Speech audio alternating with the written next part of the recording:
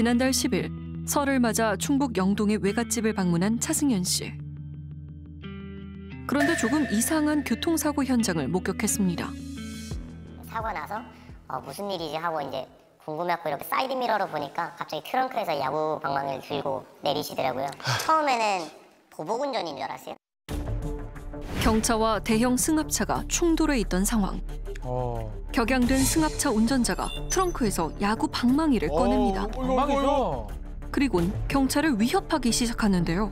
위험한 상황임을 직감한 승현 씨는 빠르게 차를 돌려 사고 현장으로 달려갔습니다. 아, 왔군요. 아, 저 도와주러 왔어요. 예. 얼굴이 일단 되게 빨개져 계셨고 음주인 줄 알았어요. 아저씨를 이제 말리려고 무슨 일이냐 이랬더니 네가 뭔 상관인데 어린 놈의 네가 뭔데 이러면서 욕하시더라고요. 방망이 내려놓으시라 했더니 갑자기 목을 밀치시더라고요. 한 번 더 목을 잡고 밀치면서 방망이로 저를 가려고 했죠. 아이고. 그래서 맞아가지고 아프긴 했는데 제가 이제 벽에다 밀치면서 방망이를 뺐었죠.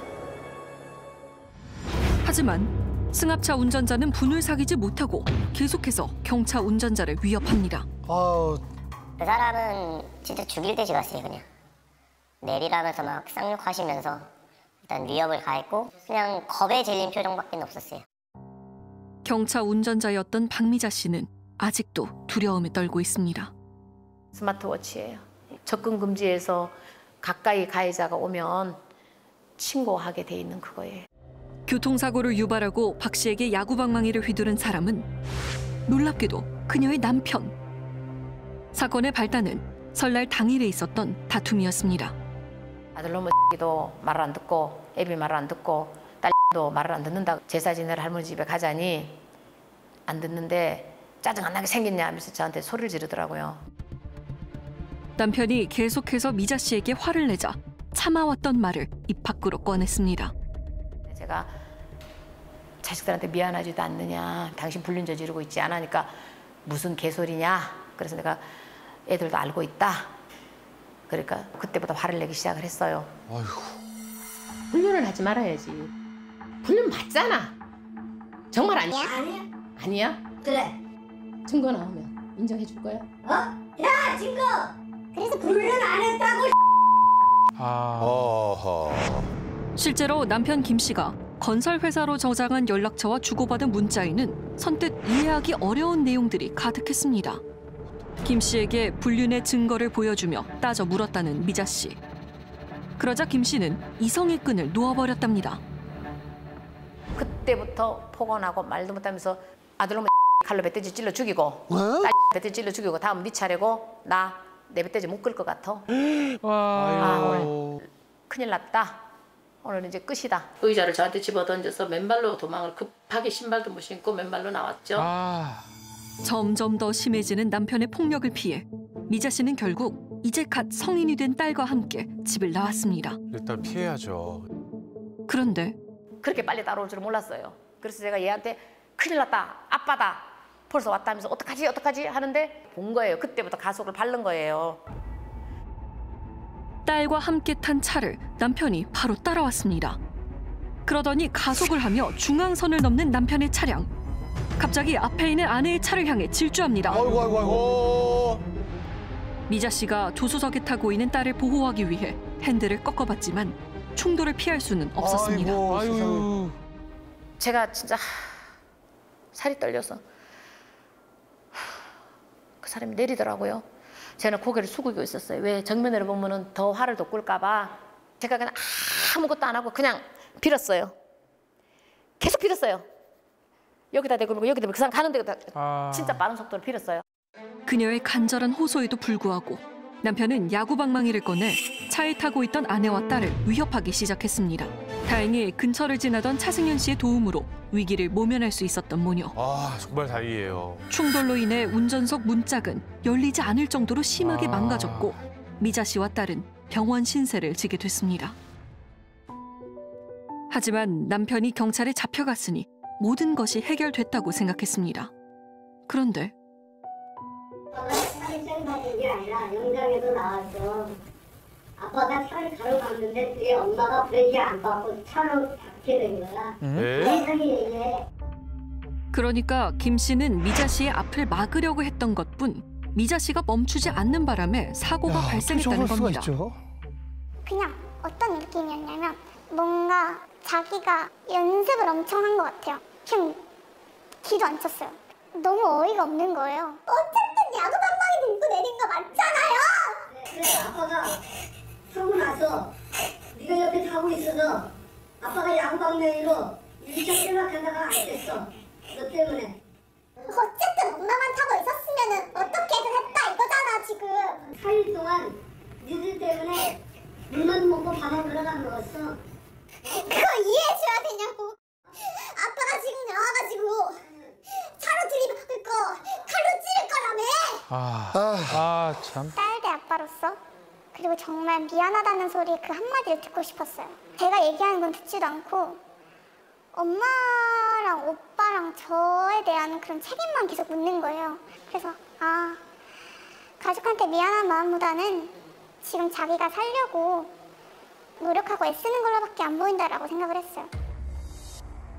차량으로 들이받고 가족들에게 살해 협박까지 한 김 씨. 당연히 구속일 줄 알았던 그는 결국 불구속 수사를 받게 됐습니다. 아이고야. 증거 인멸 염려하고 도주 우려가 때문에 영장 제한다.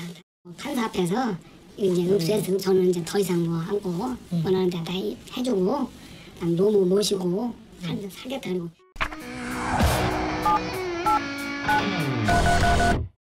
악몽의 시작은 미자 씨가 일하던 식당에 김 씨가 찾아온 후부터. 그렇게 둘은 부부의 연을 맺었지만 신혼 초부터 여자 문제로 잦은 갈등을 빚었답니다. 바람 피운 그걸 얘기하다가 등짝을 발로 차서가 너무 놀래가지고 쭉 뻗은 거예요. 아이고. 그러면서 화를 내면서 뭐를 집어던지고 나간 것 같아. 남편이 외도를 할 때면 미자 씨는 자신의 일기에 김 씨에 대한 원망 그리고 아픔들을 아로새겼습니다. 1996년도, 7년도, 아이고 굉장히 오래전부터 계속됐네요. 일기 보니까 결국엔 남편 바람 피우는 것 때문에 다툼이 있었다는 거잖아요. 네, 맞습니다. 미자 씨가 불륜의 증거를 보여줄 때면 폭행이 이어졌다고 합니다. 아이고 참. 헤어지자.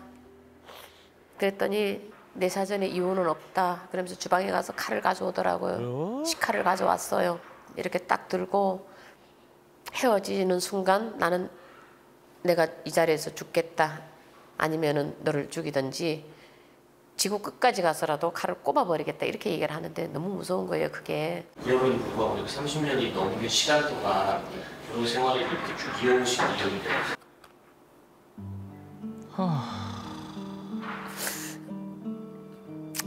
홀로 서기 할 자신이 없었고요.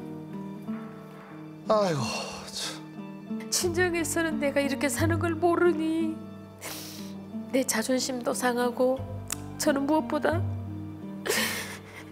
아비 없는 자식 만들기 싫었고 아이고 참. 그게 참 힘들었어요. 애들한테 그런 상처 주기 싫어서. 이럴 때면 혼자 소가리를 하며 눈물을 훔치고 삭히는 방법밖에 없었다는 미자 씨. 어렵게 만난 그의 형제들은 미자 씨와는 다른 주장을 합니다. 일방적인 그쪽 얘기예요. 젊었을 때 과거 때 서울시에서도 20년간은 욕 한마디 하고 살았어요. 솔직히. 언니한테 가정 끔찍하게 생각했어요.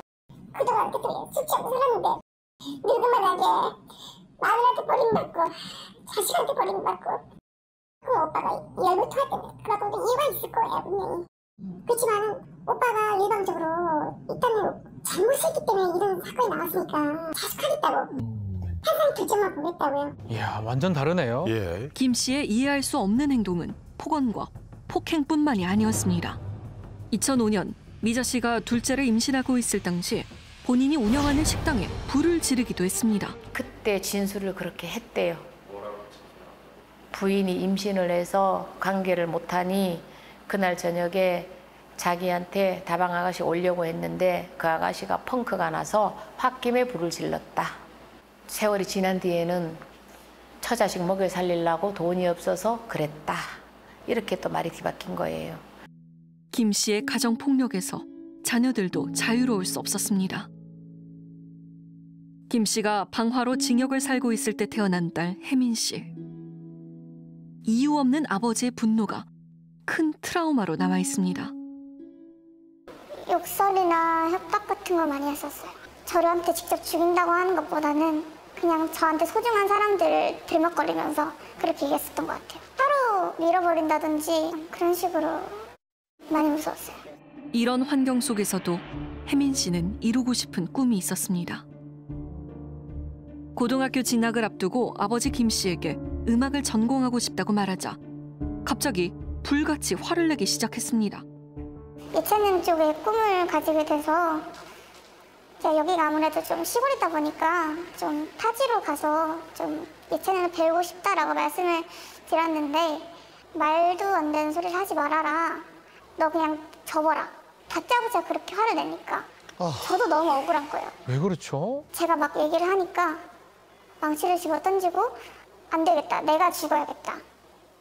네 엄마랑 너를 여기서 죽일 수는 없으니까 그냥 내가 이게 나가서 무슨 죽을게. 말이에요. 아이고 하면서 참. 나가려는 거를 엄마가 바짓가랑이를 잡고 빌었어요. 내가 자식을 잘못 키웠다. 그냥 저러다가 말겠지. 엄마가 잘못했나 보지. 이렇게 생각하고 넘겼던 게 이렇게까지 커진 것 같아요. 제가 조금 더 현명하고 이게 잘못됐다고 판단을 했으면은 아마 이렇게까지 되진 않았고 이렇게 심각해질 줄 몰랐던 것 같아요.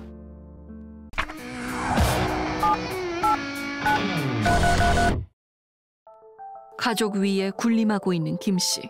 지역에서 감투란 감투는 다 쓰고 있었습니다. 네? 이 동네에서 그를 아는 사람을 찾는 건 어렵지 않은 일이었습니다. 안녕하세요. 이제 MBC에서 나왔는데 혹시 여기서 활동하시는 그 남자분 씨라고 혹시 아세요? 엄청 좋은 편이지 잘하잖아 여기서. 봉사활동을 많이 하세요. 영동군에 그래요? 거의 봉사활동에는 참석한다고 생각하시면 돼요. 나는 지역에 안면 있는 삼촌이고 이렇게 돈도 항상 먹고 인사성도 바르고 이러니까 거기서 뭐 나쁘게 생각도 안 했고 지역에서 하시는 분이고 이러니까. 다양한 봉사활동에 참여하며 수많은 표창을 받기도 한 동네에서 제일 가는 봉사왕 김 씨. 봉사왕이요? 봉사왕. 가족들은 누구보다 자신의 평판을 챙기는 김 씨가 가면을 쓰고 있는 거라 이야기합니다. 야. 사회적으로는 되게 처자식을 아끼는 것처럼 항상 얘기를 하고 다니세요. 당연히 생기에는 책임지면서 저러는 좋은 분이라고 생각을 하더라고요. 편의점도 어머니 개인적인 돈으로 어머니가 벌어서 차린 건데 오픈하고 나니까 온 동네 사람들한테 내가 아들이랑 부인 먹고 살으라고 편의점 차려줬어요 라고 하고 다니는 거예요. 진짜로 너무 훌륭한 아빠를 둔 부잣집 아들이 돼 있는 것처럼. 아유 속상하겠네요. 무엇보다 요즘 가족들을 힘들게 하는 건 아버지를 가정폭력으로 신고했다는 주변의 따가운 눈초리였습니다. 근데 아버지 지금 태도가 진짜로 안 된다니까요. 어머니 지금 화병을 7년 때까지 진짜로. 야, 참. 분위기가 이렇게 나와서 친한 분이신가요? 가족들에게는 협박과 폭력을 일삼고 사회에서는 봉사왕으로 통하는 두 얼굴의 김 씨. 그를 꼭 만나봐야겠습니다. 선생님 안녕하세요. MBC에서 나왔는데요. 아니 저희 회장님 좀 찾아뵙고 말씀 좀 나누고 싶은데. 그를 만나지 못하고 돌아가는 길. 제작진이 연락처를 남기고 나오자 기다렸다는 듯 전화가 한 통 걸려옵니다. 예, 선생님. 어디세요? 저희 그 복지협회 거기 복지관에 와 있어요. 거기 왜요? 거기 여기 협회장이라고 하셔가지고 사실 확인차 선생님께 이제 만나. 아니라고요. 어떤 게 아니라는 거예요? 가정폭력 사실이. 아니, 물어볼 것도 없어요. 서로가 의견이 안 맞아서 싸움한 거잖아요. 부부 싸움한 거잖아요. 그게 부부 싸움인가요? 싸움이에요. 그냥 가정폭력을 하신 거 아닌가요? 본인이 와서 내 차가 바셀이 박았으면 그 차가 본인이 그래 해고 떼고 굴러가고 죽었겠지. 야구방망이네. 왜 들고 내리신 거예요? 예? 야구방망이를 트렁크에서 들고 내리시던데. 이 양반 진짜 해도 너무하네 진짜. 사실이 아니세요? 내가 이성을 잃은 사람이 무슨 짓을 못하고 있겠어. 저 20년 동안 7,000시간 이상 지역을 위해서 봉사하고 살았던 사람이요. 지금까지 살면서 33년 동안 욕해보고 때려본 적 한 번도 없어요. 한 번도 없으세요? 예. 불륜이고 이고 밥 나 안 해주고 빨래 내가 해 있고 각자 밥 해 먹고 잠자리 안 한 지가 1년이에요. 하지 말라고요. 그러니까 가족 일이니까. 통계에 따르면 매해 22만여 건의 가정폭력이 발생하지만 구속되는 경우는 채 1%가 되지 않는다고 합니다. 0.2%요. 아, 2차 가해를 피하기 위해 피해자들이 도망쳐야 되는 상황. 미자 씨와 자녀들도 언제 김 씨가 들이닥칠지 모른다는 공포 속에 힘겨운 나날을 보내고 있습니다. 아이고. 대학 입학을 앞두고 서울로 떠나는 딸 혜민 씨.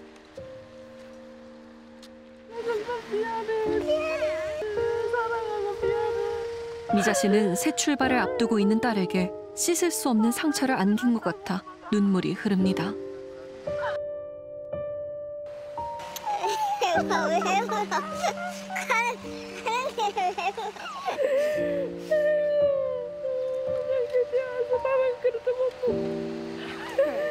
아휴, 20년 전에도 그랬는데 지금도 또 알몸으로 쫓겨나게 된 것 같아. 미안하고 불쌍하고 안타깝고 그럴 거예요. 네. 그렇죠. 그저 화목한 가정을 이루고 싶었던 미자 씨. 하지만 반복되는 가정폭력 속에 그 꿈은 산산이 깨져버렸습니다.